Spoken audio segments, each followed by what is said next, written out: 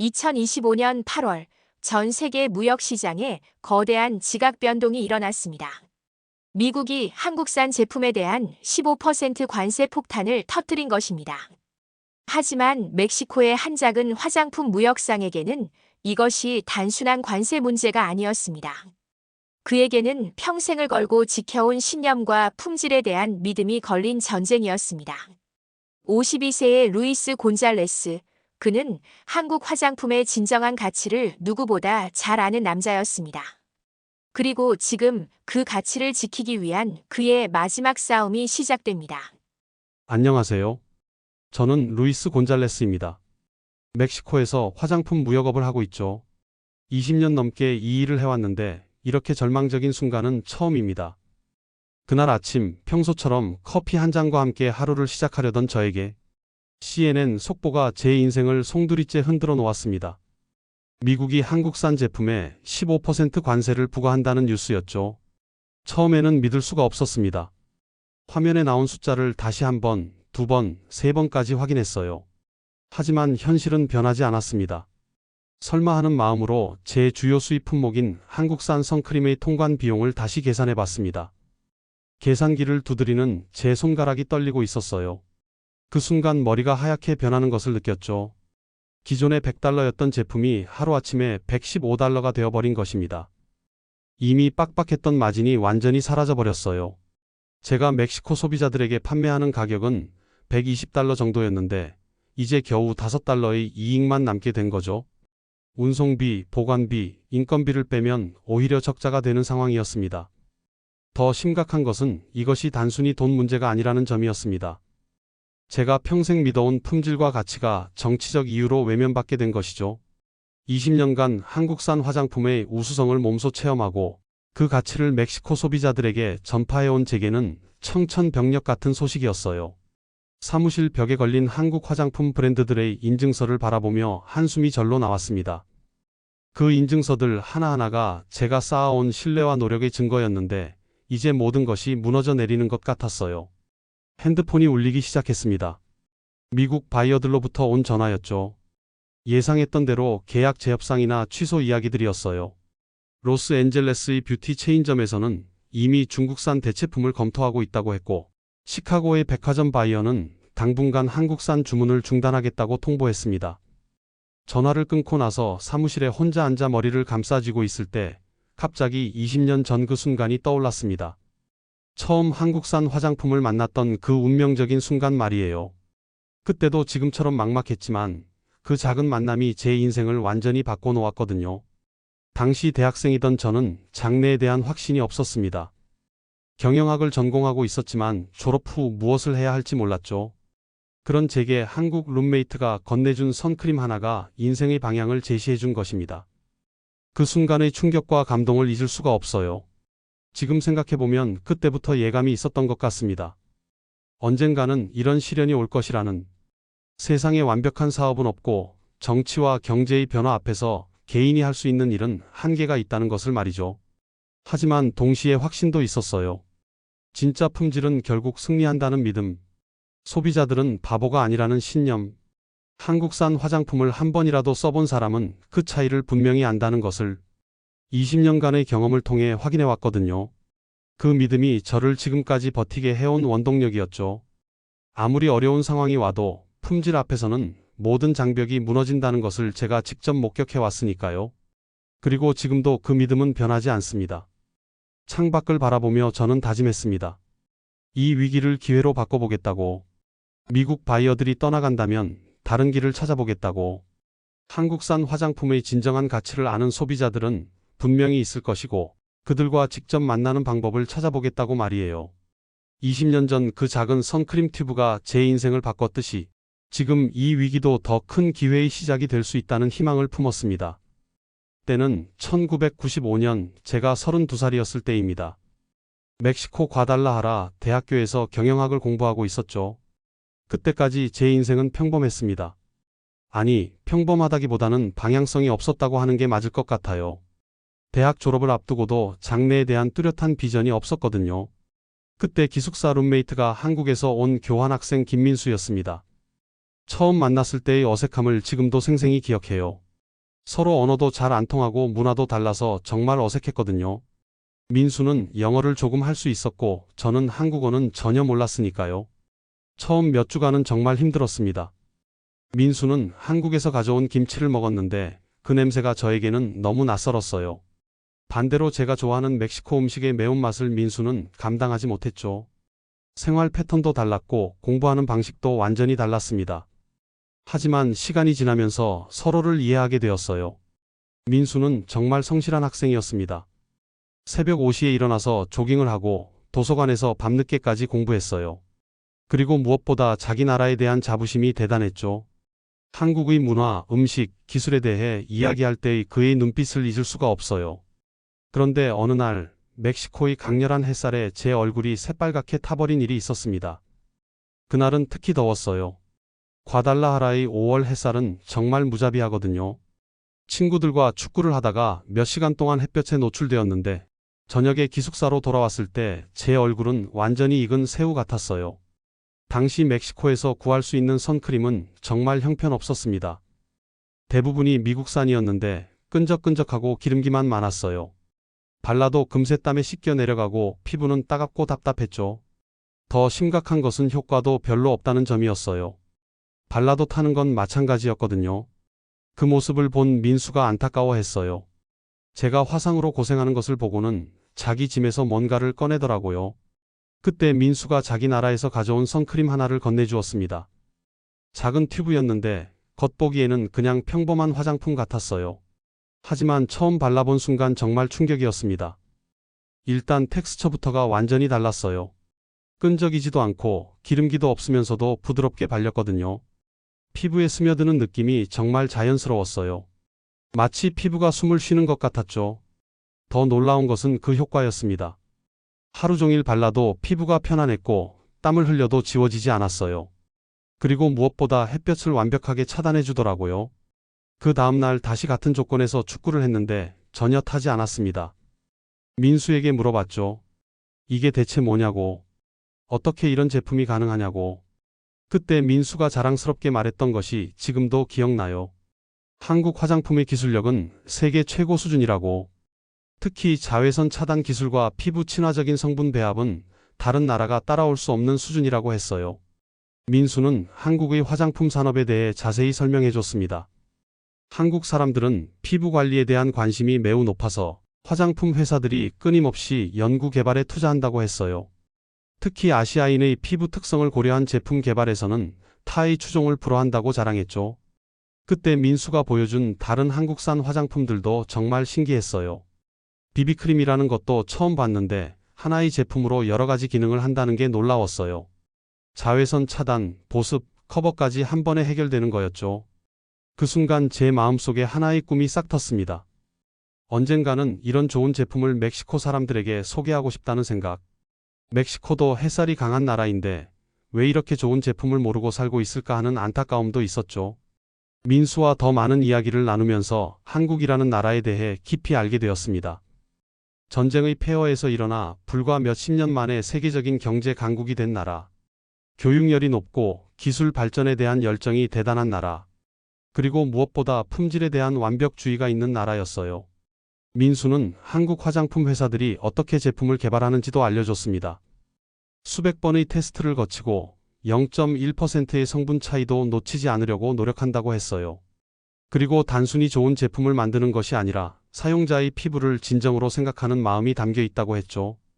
그 대화를 통해 저는 처음으로 명확한 꿈을 갖게 되었습니다. 한국산 화장품을 멕시코에 소개하는 사업을 하고 싶다는 생각이 든 거예요. 물론 당시에는 막연한 꿈이었죠. 어떻게 시작해야 할지, 어떤 준비가 필요한지 전혀 몰랐으니까요. 졸업 후 저는 곧바로 무역업에 뛰어들었습니다. 처음에는 정말 작은 규모로 시작했어요. 자본도 부족했고 경험도 없었죠. 하지만 한국 화장품만큼은 절대 타협하지 않았어요. 품질이 입증된 브랜드만 엄선해서 수입했고 하나하나 직접 써보고 테스트했습니다. 초기에는 정말 힘들었어요. 한국 회사들과 연락을 취하는 것부터가 쉽지 않았죠. 언어 문제도 있었고 신뢰를 쌓는 것도 시간이 오래 걸렸어요. 그래도 포기하지 않았습니다. 민수에게서 받은 그 작은 선크림의 감동을 잊을 수가 없었거든요. 몇 년이 지나면서 조금씩 사업이 안정되기 시작했습니다. 한국산 화장품을 써본 멕시코 소비자들의 반응이 정말 좋았어요. 처음에는 의심하던 사람들도 한번 써보고 나면 완전히 마음을 바꿨죠. 그때마다 저는 민수에게 고마움을 느꼈어요. 그렇게 20년이 흘렀습니다. 그동안 한국산 화장품 업계도 엄청나게 발전했어요. 기술력은 더욱 향상되었고 제품의 다양성도 크게 늘어났죠. K-뷰티라는 말이 전 세계적으로 통용될 정도로 한국 화장품의 위상이 높아졌어요. 하지만 저에게는 그 시작이 언제나 그때 민수가 건네준 작은 선크림이었습니다. 그 순간의 감동과 충격이 제 인생을 완전히 바꿔놓았거든요. 그리고 지금도 새로운 한국산 화장품을 테스트할 때마다 그때의 설렘을 느끼곤 해요. 관세 발표 이틀 후 제가 가장 우려했던 일이 현실이 되었습니다. 미국의 주요 바이어들로부터 연달아 계약 취소 통보가 날아온 것이죠. 아침부터 전화벨이 쉴 새 없이 울렸는데 모두 나쁜 소식들 뿐이었어요. 첫 번째 전화는 10년 넘게 거래해온 로스앤젤레스의 뷰티 체인점 사장 마이클로부터 왔습니다. 평소 친근했던 그의 목소리가 이상하게 경직되어 있더라고요. 그는 돌려 말하지 않고 직설적으로 말했습니다. 이제 한국산 대신 중국산으로 바꾸겠다고. 그 순간 제 속이 끓어올랐습니다. 마이클에게 따졌죠. 중국산과 한국산의 품질 차이를 모르는 게 아니잖냐고. 지난 10년간 한국산 선크림을 팔면서 고객 만족도가 얼마나 높았는지 잊었냐고 물었어요. 저는 구체적인 예를 들어 설명했습니다. 한국산 선크림은 발랐을 때 끈적임 없이 부드럽게 발리고 SPF 50의 높은 차단 지수에도 불구하고 하루 종일 자외선 차단 효과가 지속된다고. 반면 중국산은 초기에는 비슷해 보이지만 끈적끈적하고 시간이 지나면 효과가 현저히 떨어진다고 설명했어요. 더불어 성분의 차이도 강조했습니다. 한국산은 천연 식물 추출물과 첨단 화학 기술을 결합해서 피부에 자극이 적으면서도 효과는 뛰어나다고. 중국산은 화학 성분 위주로 구성되어 있어서 민감성 피부에는 트러블을 유발할 수 있다고 했죠. 하지만 마이클의 대답은 냉정했습니다. 그도 품질의 차이를 인정한다고 했어요. 하지만 소비자들이 15% 더 비싼 가격을 받아들일지 의문이라는 것이었죠. 비즈니스는 감정이 아니라 숫자라고 아무리 품질이 좋아도 가격 경쟁력이 없으면 소용없다고 했어요. 마이클은 계속해서 현실적인 이야기를 했습니다. 자신의 매장도 임대료와 인건비가 계속 오르고 있는데 제품 가격까지 15% 인상되면 수익 구조가 완전히 무너진다는 거였어요. 고객들에게 가격 인상분을 전가할 수도 없고 자신이 떠안기에는 마진이 너무 적다는 것이었죠. 두 번째 전화는 댈러스의 백화점 바이어 제시카로부터 왔습니다. 그녀는 더욱 단호했어요. 미국산 화장품으로 갈아타겠다고 하더라고요. 저는 즉시 반박했죠. 미국산은 기름 성분이 너무 많아서 여드름 피부나 민감성 피부에는 적합하지 않다고. 한국산의 수분 기반 포뮬러가 훨씬 안전하고 효과적이라고 강조했어요. 제시카에게는 구체적인 데이터도 제시했습니다. 지난 2년간 그녀의 백화점에서 한국산 화장품의 반품률이 2% 미만이었다고. 반면 미국산의 경우 5% 이상의 반품률을 기록했다고 말했어요. 이는 고객 만족도에서 한국산이 압도적으로 우수하다는 증거라고 설명했죠. 하지만 제시카도 마찬가지였습니다. 백화점 본사에서 수익성을 최우선으로 고려하라는 지시가 내려왔다는 것이었어요. 한국산이 아무리 좋아도 가격이 올라가면 매출 목표 달성이 어렵다고 했죠. 세 번째 전화는 시카고의 드럭스토어 체인 대표 데이비드로부터였습니다. 그는 아예 당분간 한국산 주문을 전면 중단하겠다고 통보했어요. 대신 유럽산 브랜드로 대체하겠다고 했죠. 저는 데이비드에게도 열심히 설명했습니다. 유럽산 제품들은 분명 품질이 좋지만 서구인의 피부에 맞춰져 있어서 아시아계나 히스패닉 고객들에게는 색상이나 질감이 맞지 않는 경우가 많다고. 한국산은 다양한 피부톤을 고려해서 제품을 개발하기 때문에 미국의 다민족 사회에 더 적합하다고 강조했어요. 또한 가격 대비 효과 면에서도 한국산이 유럽산보다 우수하다고 설명했습니다. 유럽산은 브랜드 프리미엄 때문에 실제 품질 대비 과도하게 비싼 경우가 많은데 한국산은 합리적인 가격에 최고 품질을 제공한다고 했죠. 하지만 데이비드의 답변도 다른 바이어들과 비슷했습니다. 관세로 인한 가격 상승이 예상보다 큰 부담이라는 것이었어요. 특히 드럭스토어는 가격에 민감한 고객들이 주로 이용하기 때문에 가격 인상을 받아들이기 어렵다고 했죠. 그날 하루 동안 총 8개의 바이어로부터 비슷한 통보를 받았습니다. 어떤 곳은 계약을 완전히 취소했고 어떤 곳은 주물량을 대폭 줄이겠다고 했어요. 20년간 쌓아온 판매망이 하루아침에 반토막이 나는 상황이었습니다. 오후가 되어서는 더욱 충격적인 소식이 들려왔습니다. 뉴욕의 대형 뷰티 리테일러 사라가 전화를 걸어와서 한국산 제품 진열 공간을 축소하겠다고 통보한 것이었어요. 대신 그 자리에 중국산과 미국산 제품을 늘려 배치하겠다고 했죠. 사라는 제게 솔직하게 말했습니다. 개인적으로는 한국산 품질이 최고라는 것을 인정한다고. 하지만 매장 운영자 입장에서는 회전율과 수익성을 무시할 수 없다고 했어요. 관세로 인해 가격이 오른 한국산 제품보다는 더 저렴한 대체품들이 매출에 유리하다는 판단이었죠. 저는 사라에게 마지막으로 제안해봤습니다. 관세 인상분의 일부를 제가 부담하겠다고. 하지만 그렇게 하면 제 마진이 완전히 사라지고 오히려 적자가 되는 상황이었어요. 사라도 그런 제 상황을 이해한다고 했지만 결국 결론은 바뀌지 않았습니다. 하나둘씩 계약이 취소되면서 제 수입량은 급격히 줄어들었어요. 평소 월 평균 100만 달러 규모였던 수입이 40만 달러 수준으로 떨어질 것으로 예상되었습니다. 이는 사업을 지속하기 어려울 정도의 타격이었어요. 더 심각한 것은 이미 주문한 제품들의 문제였습니다. 한국에서 출고 대기 중인 50만 달러 상당의 제품들이 있었는데 바이어들이 계약을 취소하면서 이 물량을 어떻게 처리해야 할지 막막했어요. 창고 보관 비용만으로도 월 2만 달러가 들어가는 상황이었죠. 20년간 쌓아온 유통망이 하루아침에 무너져 내리는 것을 지켜보며 저는 분노와 절망감을 동시에 느꼈습니다. 정치적 결정 하나가 개인 사업자의 인생을 이렇게 쉽게 뒤흔들 수 있다는 것이 억울했어요. 그런데 이상한 일이 벌어지기 시작했어요. 미국 바이어들은 떠나갔지만 멕시코 현지 소비자들의 반응은 정반대였거든요. 오히려 한국산 제품에 대한 문의가 늘어나고 있었어요. 관세 소식을 들은 고객들이 품절되기 전에 미리 사두려고 하는 것 같았죠. 어떤 고객은 아예 6개월치를 한꺼번에 주문하기도 했어요. 그들은 여전히 한국산을 찾고 있었고 오히려 더 간절해하는 것 같았어요. 이 현상을 보면서 저는 새로운 가능성을 엿보기 시작했습니다. 어쩌면 위기가 기회가 될 수도 있겠다는 생각이 들기 시작했어요. 관세 발표 일주일 후 멕시코시티에 있는 제 매장 앞에서 예상치 못한 일이 벌어졌습니다. 평소보다 훨씬 많은 여성 고객들이 몰려와서 한국산 화장품을 문의하기 시작한 것이죠. 처음에는 단순한 우연이라고 생각했는데 며칠이 지나도 이런 현상이 계속되더라고요. 월요일 아침 매장 문을 열자마자 30대 주부 마리아가 다급하게 달려왔습니다. 평소에는 조용하고 차분한 성격인데 그날은 완전히 달랐어요. 한국산 선크림 재고가 얼마나 있느냐고 물어보더라고요. 품절되기 전에 미리 사두고 싶다고 했어요.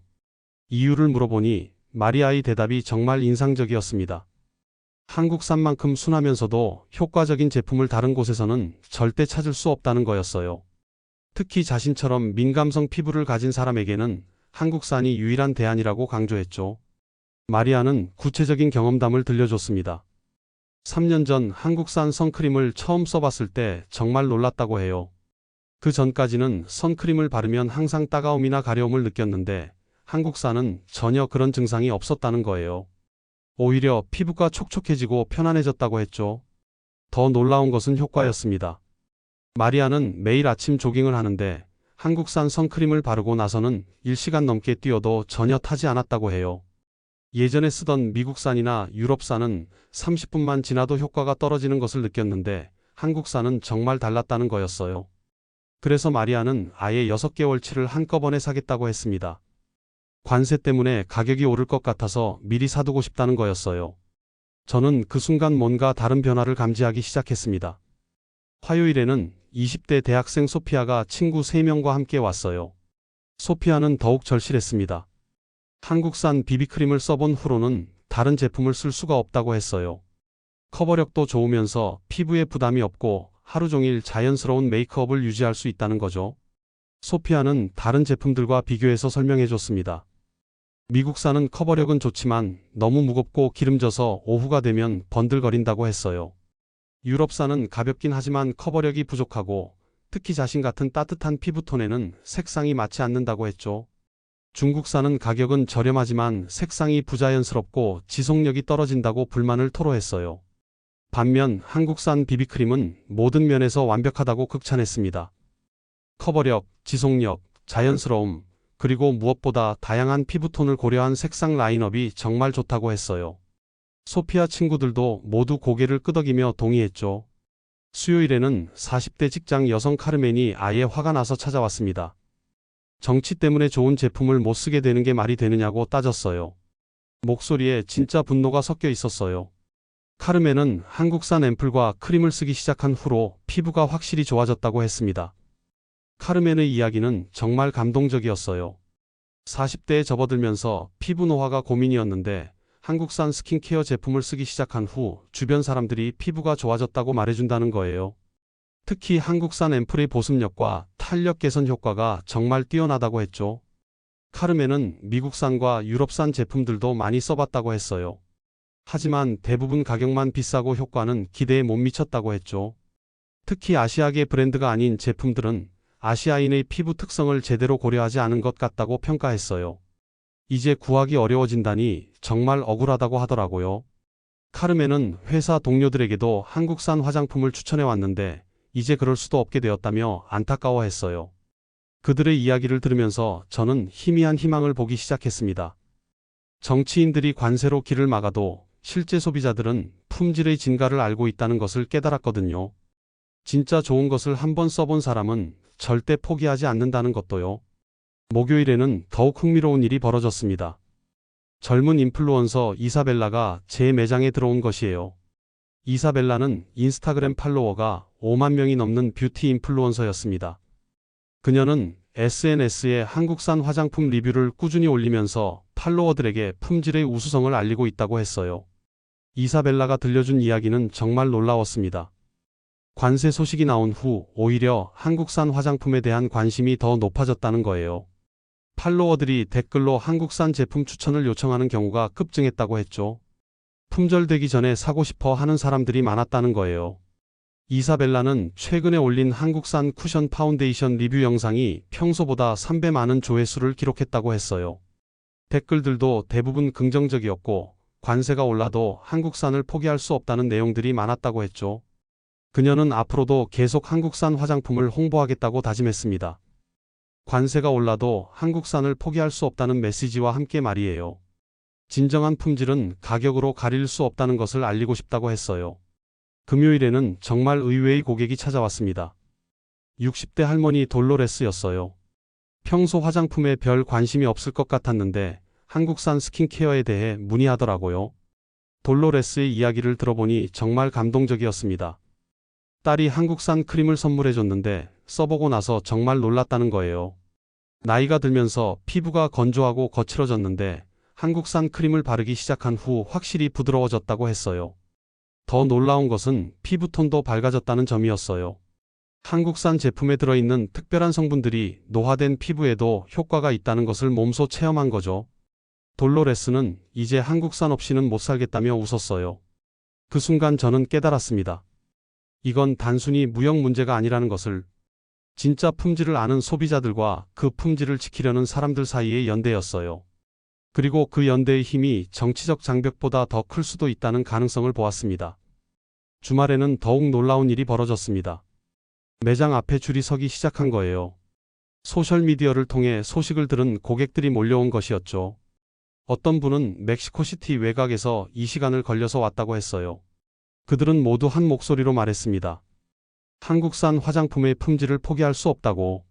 가격이 조금 올라도 상관없으니 계속 공급해달라고 부탁했어요. 그 간절함을 보면서 저는 새로운 확신을 갖게 되었습니다. 미국 바이어들은 숫자만 보고 있지만 실제 소비자들은 다르다는 것을, 그들은 품질의 차이를 정확히 알고 있고 그 가치를 인정하고 있다는 것을 확인했어요. 어쩌면 이 위기가 오히려 새로운 기회의 시작일지도 모른다는 생각이 들었습니다. 그날 밤 사무실에 혼자 앉아 과거와 현재를 오가는 생각에 잠겼습니다. 20년 전 대학교에서 처음 한국산 선크림을 발랐을 때의 그 놀라움과 감동이 생생하게 떠올랐어요. 그때는 정치도 관세도 상관없었죠. 오직 품질만이 전부였습니다. 1995년 그 더운 5월 오후를 다시 떠올려 봤습니다. 과달라하라의 뜨거운 햇살 아래서 축구를 하며 땀을 흘리던 그 순간, 제 얼굴이 새빨갛게 타버렸을 때 민수가 건네준 그 작은 튜브. 그 순간만큼은 국적도, 정치도, 경제적 이해관계도 없었어요. 단지 한 사람이 다른 사람을 도우려는 순수한 마음만 있었죠. 민수가 건네준 그 작은 튜브 안에는 한국의 첨단 기술과 장인 정신이 고스란히 담겨 있었어요. 끈적임 없는 텍스처, 완벽한 자외선 차단 효과, 하루 종일 지속되는 보습력. 이 모든 것이 어떻게 가능한지 궁금해서 나중에 직접 한국에 가서 공장도 견학하고 연구소도 방문했었죠. 1998년 제가 처음 한국을 방문했을 때를 기억합니다. 서울 강남구에 있는 한 화장품 회사의 연구소를 견학할 기회가 있었어요. 그때 본 것들이 지금도 선명합니다. 한국 화장품 연구원들이 밤낮 없이 실험하고 테스트하는 모습. 하얀 가운을 입고 현미경을 들여다보며 0.1%의 성분 차이도 놓치지 않으려는 그들의 완벽주의. 연구소 책임자였던 박 박사님이 설명해 주셨어요. 한국 화장품의 경쟁력은 단순히 좋은 성분을 섞는 것이 아니라 아시아인의 피부 특성을 철저히 연구해서 최적화된 배합을 찾아내는 데 있다고. 서양인과 동양인의 피부는 수분 보유량, 유분 분비량, 멜라닌, 분포가 완전히 다르기 때문에 똑같은 성분이라도 배합 비율과 전달 체계를 달리해야 한다고 했죠. 그때 박 박사님이 보여준 실험실에서는 정말 놀라운 일들이 벌어지고 있었어요. 인공 피부를 만들어서 수백 가지 테스트를 진행하고 다양한 피부 타입의 자원자들을 모집해서 실제 효과를 검증하고 하나의 제품이 완성되기까지 평균 2년의 연구 개발 기간이 필요하다고 했어요. 특히 인상적이었던 것은 자외선 차단제 개발 과정이었습니다. 한국의 연구진들은 자외선을 단순히 막는 것이 아니라 피부에 흡수된 후에도 지속적으로 보호막을 형성하는 기술을 개발했어요. 이것이 바로 제가 처음 경험했던 그 놀라운 효과의 비밀이었죠. 2005년경에는 한국의 비비크림 기술이 혁신적으로 발전했습니다. 하나의 제품으로 자외선 차단, 보습, 커버, 영양 공급까지 해결하는 멀티 기능성. 당시 서구 화장품 업계에서는 불가능하다고 여겨졌던 기술이었어요. 하지만 한국 기업들은 나노 기술과 마이크로 캡슐화 기술을 활용해서 이를 현실로 만들어냈죠. 그 기술력의 바탕에는 한국 특유의 완벽주의 문화가 있었습니다. 대충이라는 말이 없는 문화. 99%로는 만족하지 않고 99.9%를 추구하는 정신. 그것이 바로 한국산 화장품의 경쟁력이었어요. 하지만 지금은 어떤가요? 그 모든 기술력과 품질이 정치라는 거대한 벽 앞에서 무력해져 버렸습니다. 15%라는 숫자 하나가 20년간 쌓아온 신뢰와 품질을 한순간에 가리고 있어요. 수많은 연구원들의 밤샘 연구와 완벽을 향한 열정이 정치적 계산 앞에서 무시당하고 있는 현실. 더 억울한 것은 대체제들의 현실이었습니다. 중국산 제품들을 다시 테스트해봤어요. 겉보기에는 비슷해 보이지만 실제 사용해보면 차이가 확연했죠. 끈적임이 심하고 지속력이 떨어져요. 특히 SPF 지수는 비슷하게 표기되어 있지만 실제 차단 효과는 한국산의 70% 수준에 불과했어요. 중국 공장을 직접 방문해 본 적도 있습니다. 2010년경이었는데 시설은 크고 화려했지만 품질 관리 시스템은 한국과 비교할 수 없는 수준이었어요. 원료 검수부터 최종 제품 테스트까지의 과정에서 한국만큼의 엄격함을 찾아볼 수 없었죠. 미국산 제품들도 마찬가지였습니다. 기름 성분이 과도해서 여드름이나 트러블을 유발하기 쉬워요. 미국인들의 피부 특성에 맞춰 개발된 제품들이라 아시아인에게는 맞지 않는 경우가 많았죠. 특히 파운데이션이나 비비크림의 경우 색상 라인업이 제한적이어서 아시아인의 다양한 피부톤을 커버하기 어려웠어요. 유럽산 제품들은 품질은 괜찮지만 가격 대비 효과 면에서 아쉬운 점이 많았습니다.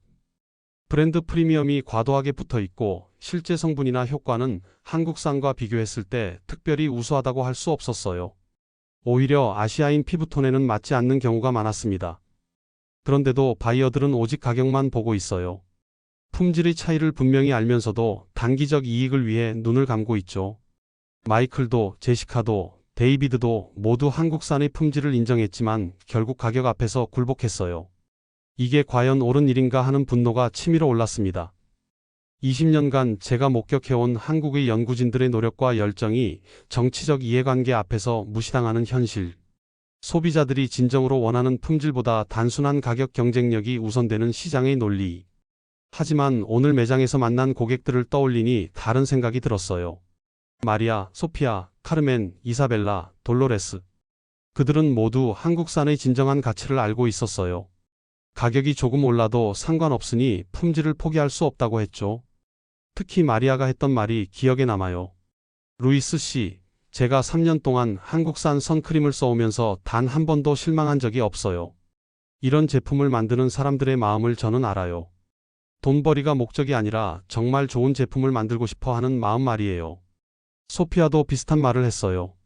한국 화장품을 쓰면서 느끼는 것은 섬세함이에요. 제 피부 상태를 정말 세심하게 고려해서 만든 것 같아요. 다른 나라 제품들은 평균적인 소비자를 위해 만든다면 한국 제품들은 나 자신을 위해 만든 것 같거든요. 그들의 말을 들으니 희망이 보였어요.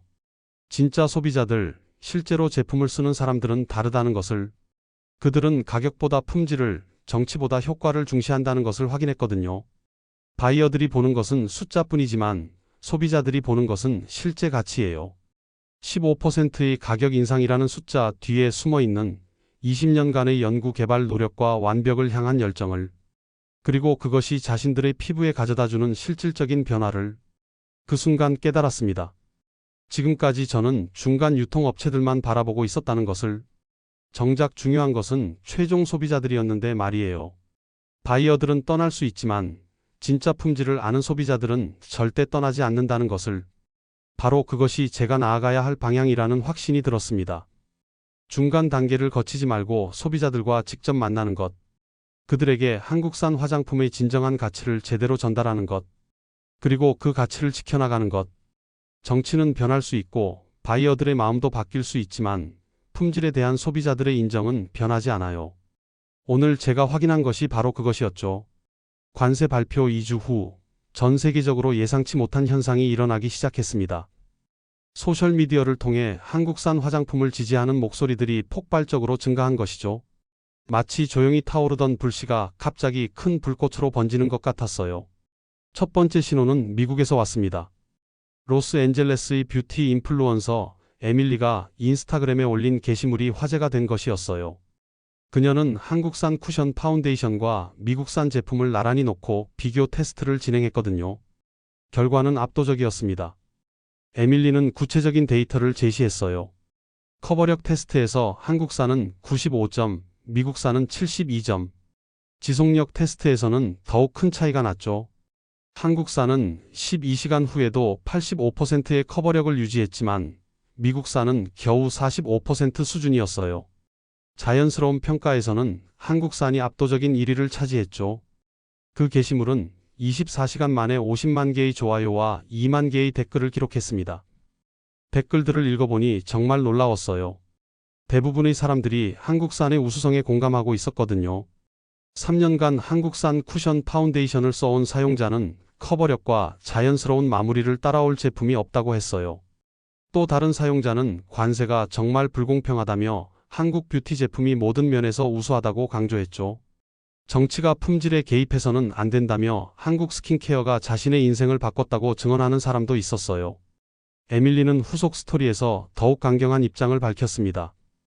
관세가 부과되어도 한국산을 포기할 수 없다고, 진정한 품질은 가격으로 가릴 수 없다고 선언했어요. 그 스토리는 100만 명이 넘는 사람들이 봤고 8만 명이 리포스트했습니다. 이틀 후에는 캐나다에서도 비슷한 움직임이 일어났습니다. 토론토의 뷰티 블로거 사만다가 유튜브에 올린 영상이 바이럴이 된 것이에요. 제목은 한국산 선크림을 절대 포기하지 않을 것이라는 내용이었죠. 사만다는 캐나다의 강한 자외선 환경에서 다양한 선크림을 테스트한 결과를 공개했습니다. 한국산 선크림은 SPF 50 기준으로 실제 차단율이 97%를 기록했지만 캐나다산은 89%, 미국산은 84%에 그쳤어요. 더 중요한 것은 재발림 없이도 8시간 이상 효과가 지속된다는 점이었죠. 그 영상에는 5,000개가 넘는 댓글이 달렸는데 대부분이 공감과 지지의 내용이었습니다. 민감성 피부를 가진 사용자는 한국산 선크림이 트러블을 일으키지 않는 유일한 제품이라고 했어요.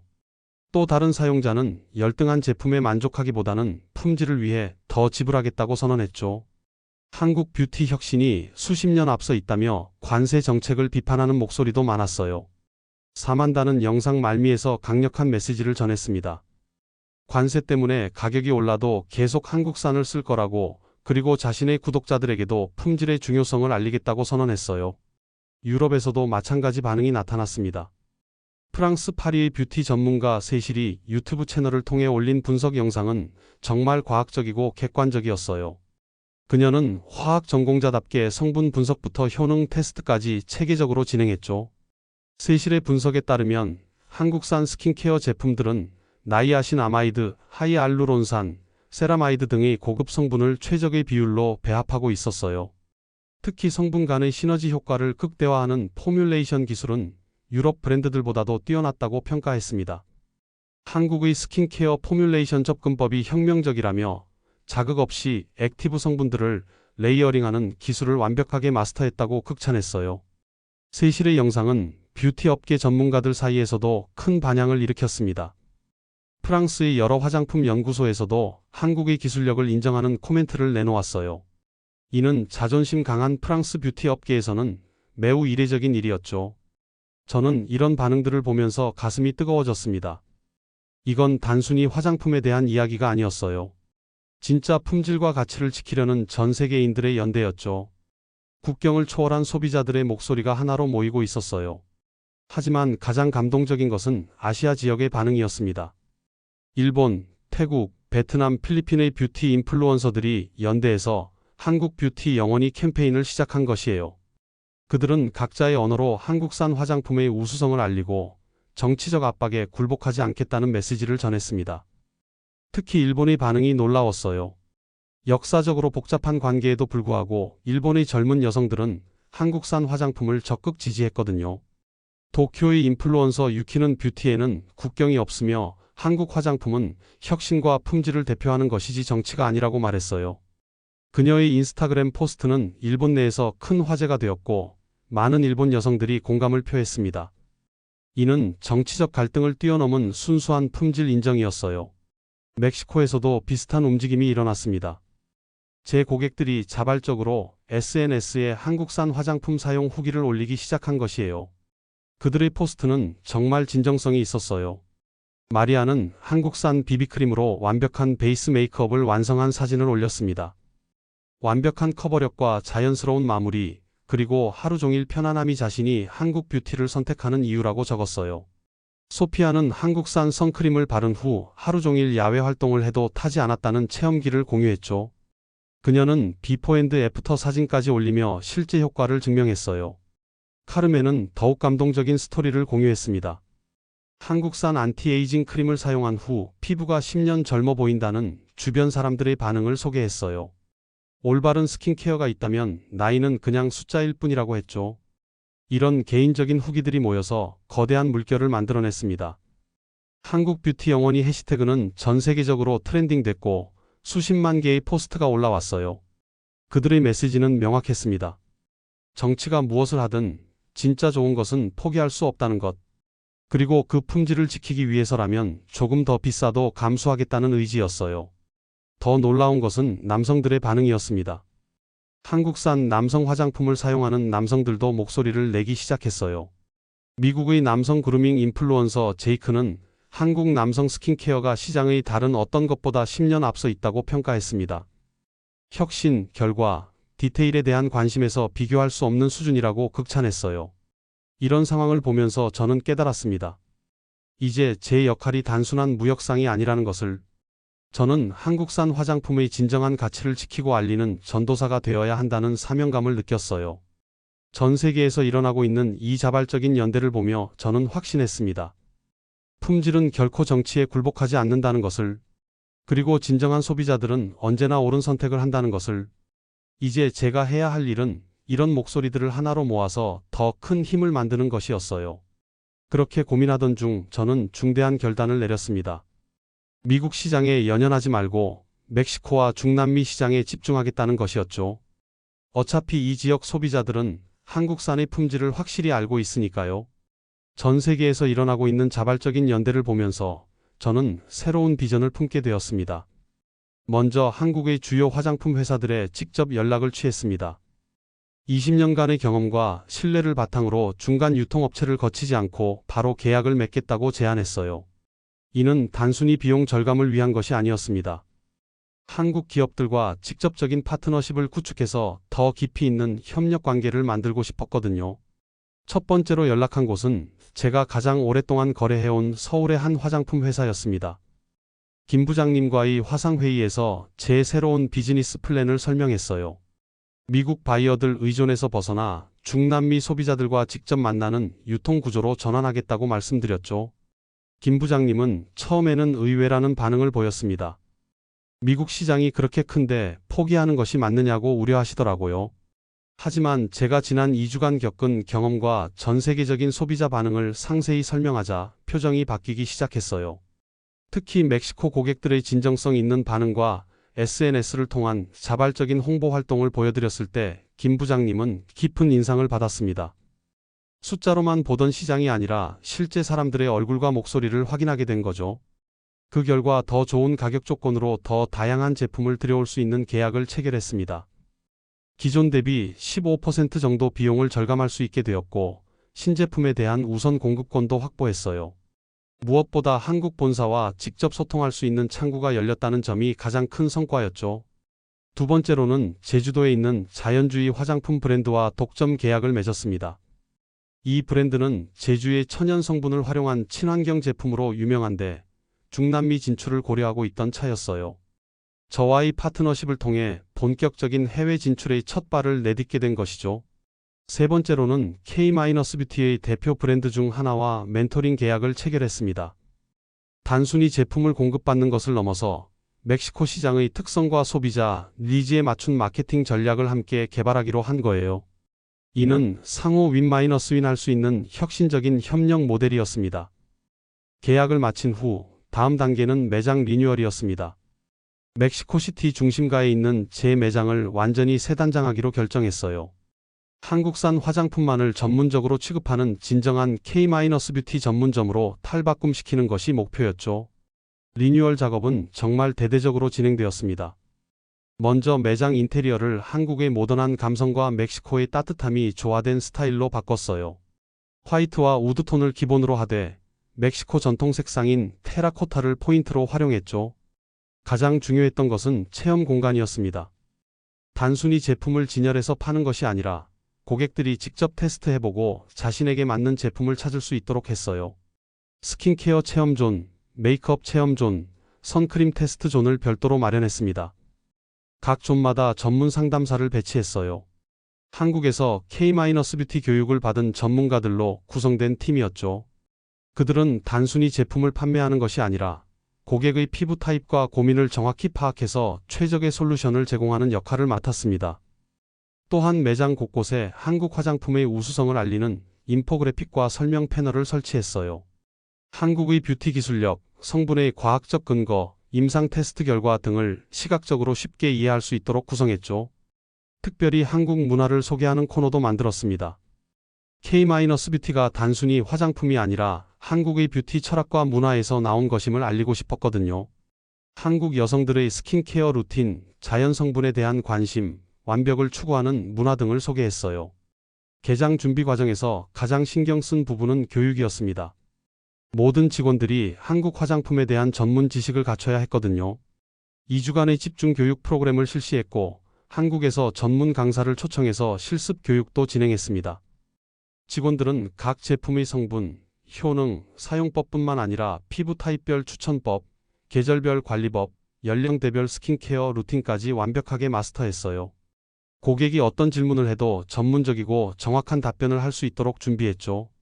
마침내 개장일이 다가왔습니다. 사전 예고를 통해 소셜미디어에 오픈 소식을 알렸는데 반응이 폭발적이었어요. 기존 고객들뿐만 아니라 SNS를 통해 소식을 접한 새로운 고객들까지 관심을 보였거든요. 개장 첫날 정말 놀라운 일이 벌어졌습니다. 매장 문을 열기 전부터 이미 30명이 넘는 고객들이 줄을 서서 기다리고 있었어요. 지금도 그 순간을 생각하면 가슴이 뛰어요. 20년 사업을 하면서 이런 광경은 처음 봤거든요. 소문을 들은 고객들이 계속 몰려왔습니다. 오전 10시에 문을 열었는데 오후 2시경에는 매장 안이 발 디딜 틈이 없을 정도였어요. 그들은 하나같이 말했습니다. 드디어 한국산 화장품을 마음껏 쇼핑할 수 있는 곳이 생겼다고, 정말 기다려왔다고. 마리아는 친구 10명과 함께 와서 한국산 스킨케어 세트를 대량 구매했어요. 그녀는 친구들에게 하나하나 제품을 설명해주면서 마치 전문가처럼 추천해주더라고요. 3년간 한국산을 써온 경험이 그녀를 작은 전문가로 만들어 놓았던 거죠. 소피아는 한국산 메이크업 제품을 하나씩 직접 테스트해보면서 감탄사를 연발했습니다. 특히 새로 들여온 쿠션 파운데이션의 커버력과 지속력에 깜짝 놀라더라고요. 즉석에서 풀 메이크업을 완성하고는 거울을 보며 환호했어요. 카르멘은 회사 동료들 것까지 대신 사간다며 큰 쇼핑백 2개를 들고 갔습니다. 그녀는 제게 말했어요. 이런 매장이 있다는 것만으로도 멕시코 여성들에게는 큰 행복이라고, 품질 좋은 화장품을 마음 놓고 살 수 있는 곳이 생겨서 정말 감사하다고. 더 놀라운 것은 다른 중남미 국가에서도 주문이 들어오기 시작한 것이었습니다. 콜롬비아 보고타의 뷰티숍 사장이 전화를 걸어와서 자기 매장에도 한국산 화장품을 공급해달라고 요청했어요. 아르헨티나 부에노스아이레스의 백화점 바이어도 비슷한 문의를 해왔죠. 칠레 산티아고의 온라인 쇼핑몰 운영자는 아예 독점 공급 계약을 제안했습니다. 자신의 고객들이 한국산 화장품에 대한 관심이 매우 높다며 정식 파트너십을 맺고 싶다고 했어요. 페루 리마의 뷰티 인플루언서는 더욱 적극적이었습니다. 자신이 직접 멕시코까지 와서 제품을 구매해 가겠다고 했어요.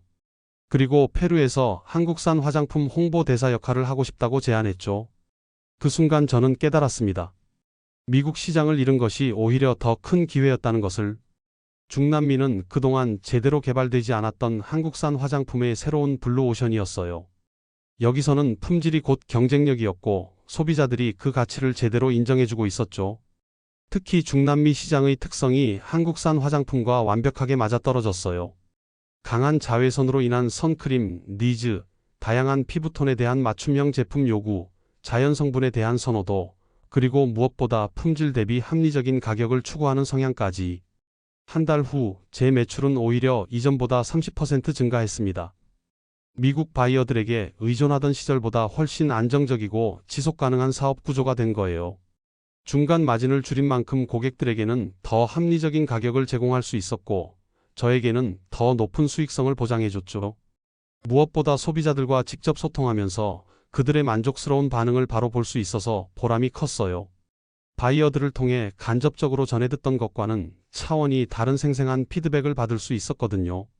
고객들이 제품을 사용한 후 다시 찾아와서 감사 인사를 전할 때, 그리고 주변 사람들에게 적극 추천한다는 이야기를 들을 때 저는 진정한 사업의 의미를 깨달았습니다. 단순히 물건을 파는 것이 아니라 사람들의 삶에 실질적인 도움을 주는 일이라는 것을.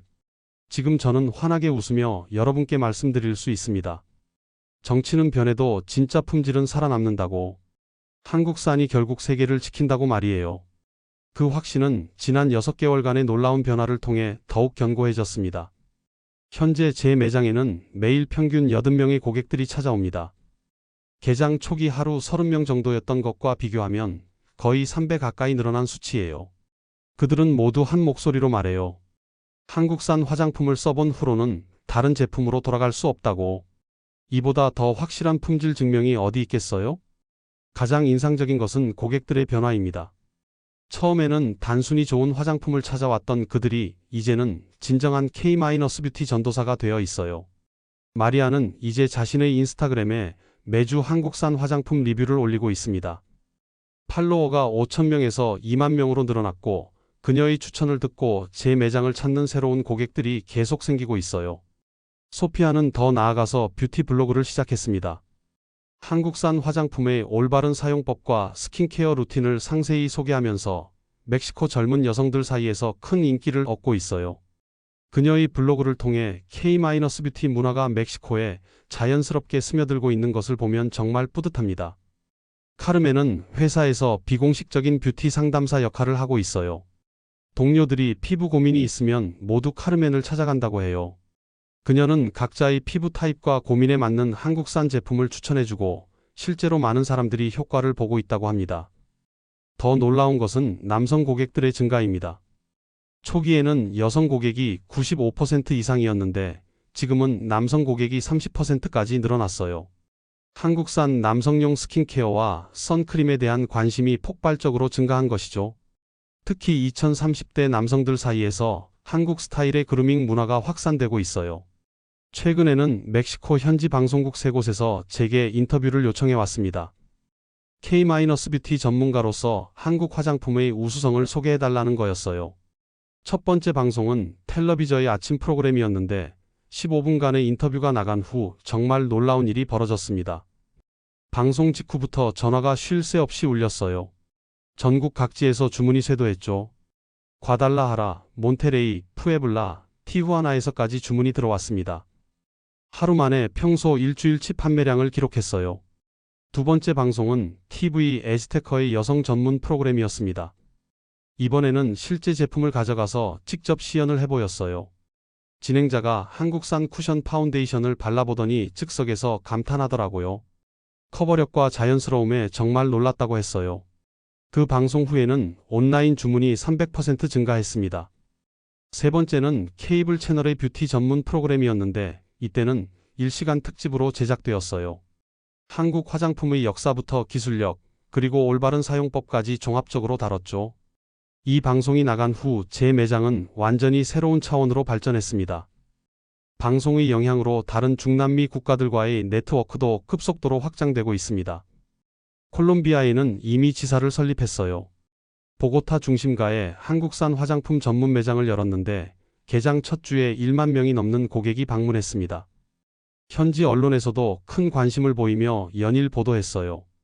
아르헨티나와의 계약도 성사되었습니다.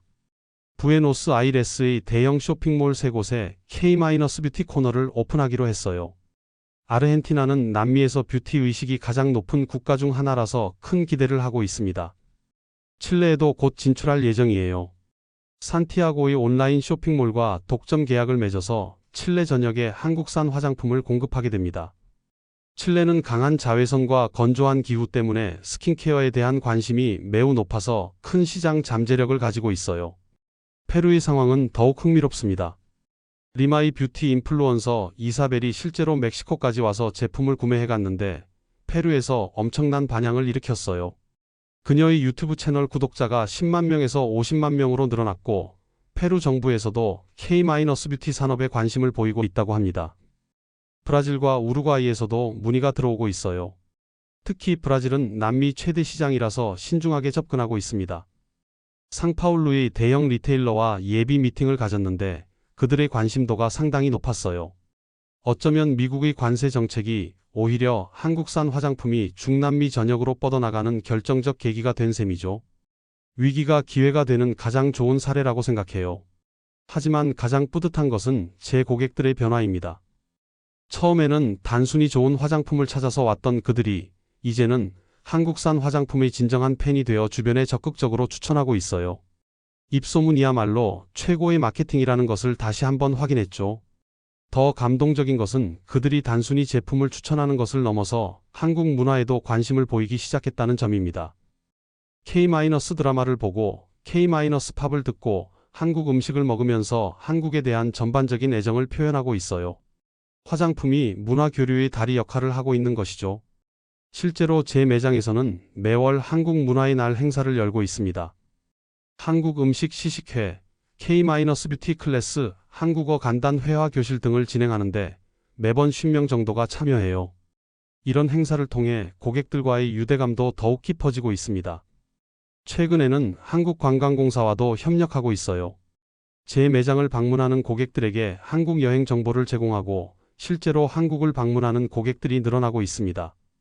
마리아는 지난달 실제로 한국을 여행하고 와서는 더욱 열성적인 K-뷰티 팬이 되었어요.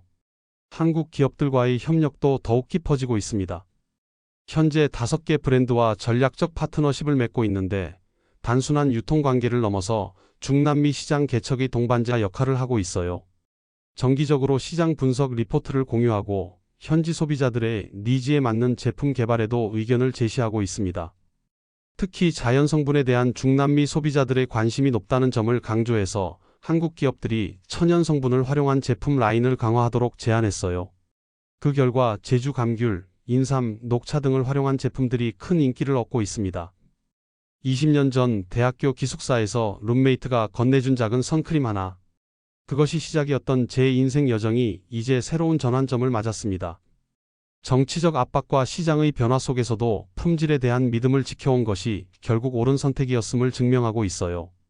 지금 제 사무실 벽에는 새로운 지도가 걸려 있습니다. 중남미 전체 지도인데 제가 진출한 국가들마다 한국 국기 스티커가 붙어 있어요. 멕시코에서 시작해서 콜롬비아, 그리고 곧 아르헨티나, 칠레로 확산될 그 작은 국기들을 볼 때마다 가슴이 뿌듯해집니다. 하지만 무엇보다 소중한 것은 제가 만난 사람들입니다. 한국산 화장품을 통해 자신감을 찾은 마리아, 뷰티 전문가로 성장한 소피아, 나이를 잊은 카르멘, 그리고 수많은 고객들. 그들 한 명 한 명이 제게는 성공의 진정한 의미를 가르쳐준 스승들이에요. 앞으로의 목표는 더욱 분명합니다. 중남미 전체를 K-뷰티의 새로운 성지로 만드는 것. 그리고 이 지역 여성들이 한국산 화장품을 통해 더욱 아름답고 자신감 넘치는 삶을 살 수 있도록 돕는 것. 그것이 제가 앞으로 나아갈 길이에요. 루이스 곤잘레스의 이야기는 단순한 개인의 성공담이 아닙니다. 이것은 진정한 품질과 가치가 정치적 장벽과 시장의 변화를 뛰어넘는다는 희망의 메시지입니다. 한국산 화장품의 우수성은 이미 전 세계가 인정하고 있습니다. K-뷰티의 과학적 기술력과 섬세한 품질은 국경을 넘나들며 수많은 사람들의 삶을 바꾸고 있어요. 루이스처럼 그 가치를 믿고 지켜나가는 사람들이 있는 한 한국산 화장품의 미래는 더욱 밝을 것입니다. 정치가 만든 벽은 일시적이지만 품질이 만든 신뢰는 영원합니다. 오늘도 전 세계 어딘가에서 한국산 화장품의 진가를 발견하고 감동받는 사람들이 있고 그들이 바로 K-뷰티의 진정한 힘이 되고 있습니다. 여러분도 이런 감동적인 이야기가 더 많이 알려지길 원한다면 좋아요 버튼을 눌러주시고 넘버원 코리아 구독해주세요. 진정한 품질은 결코 숨겨지지 않습니다. 루이스 곤잘레스가 보여준 것처럼 믿음과 신념을 가지고 꾸준히 나아간다면 언젠가는 그 가치가 빛을 발하게 될 것입니다. 오늘도 전 세계 어딘가에서 한국산 화장품의 우수성을 경험하고 있는 모든 분들에게 이 이야기를 바칩니다.